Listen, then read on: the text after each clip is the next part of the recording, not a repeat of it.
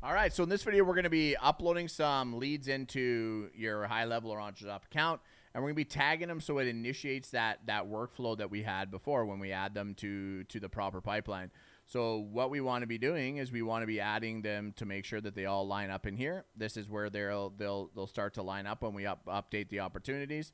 And then what we want to do there is you go over here to contacts, and then you go right here to import contacts. And what you want to do is you want to upload the list. So I had plumbing Calgary there. We have some HVAC list here.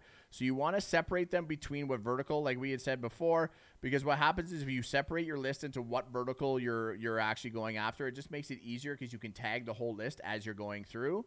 And when you do that process of tagging them, when you upload them, it just makes the whole process easier. You can go through and do it later. You can filter the list, add them to the leads list after. This isn't the end of the world if you don't do it this way. You can upload them all. But what happens is it becomes much more difficult to tag them when you got to go individually and do it.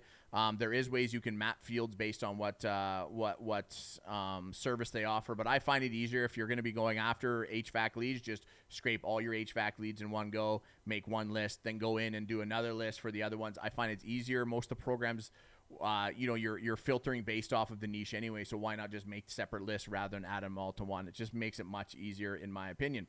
So we'll go here. These are HVAC contractors in Calgary. So we'll upload the list. We hit next. Now this is where we're going to be mapping the fields.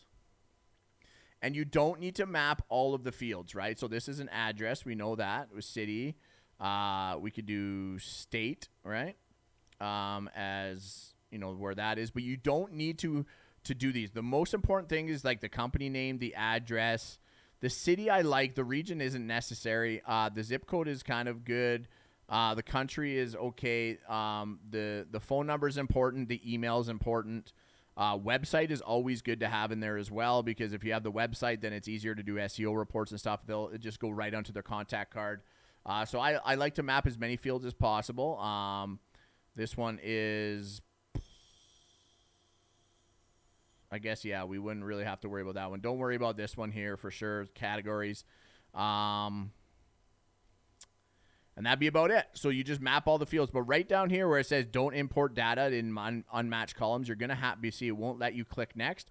So if you're wondering why it won't allow you to click next, just hit don't import data in unmatched columns. That means it just won't import the data that you haven't mapped here.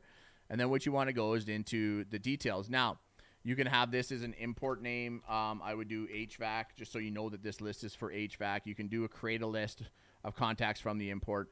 But where you want to go right here is where you want to tag, right? So we have we want to tag them as HVAC because we already did that in the other processes. Remember, we already went through that part of it.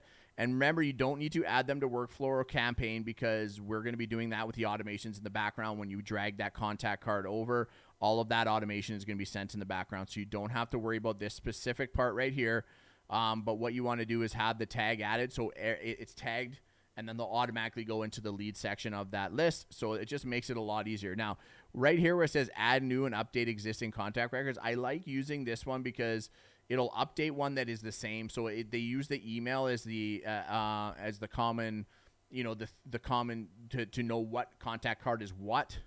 So you want to make sure that you update the existing contact records or add new ones. This way you don't make duplicate records and these kinds of things. I just like having that. And then what you would do is hit submit. And now the file is being uploaded. Now these leads should automatically, okay,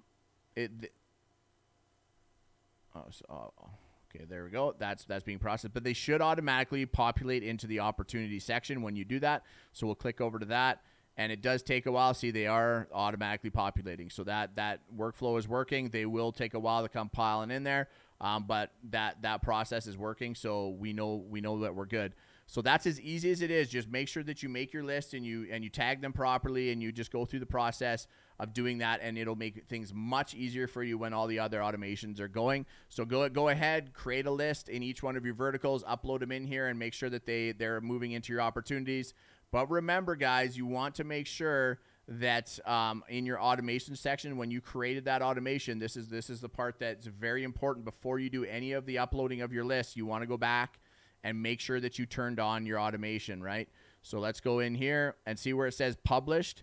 You want to make sure that you come over here and you make sure that this is published right here, and then you hit save.